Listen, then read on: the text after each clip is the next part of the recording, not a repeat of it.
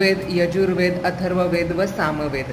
तर ह्या वेदांचा अभ्यास करण्यासाठी आपल्याला 6 वेदांग यांचा अभ्यास करणे अति आवश्यक आहे।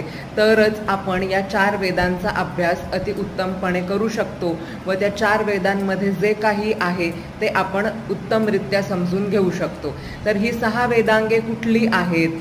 तर छंद, निरुक्त, व्याकरण, ज्योतिष, शिक्षा व कल्प। यांना वेदांग ह्यासाठी सुद्धा म्हणतात कारण की ते वेदांचे अंग आहेत।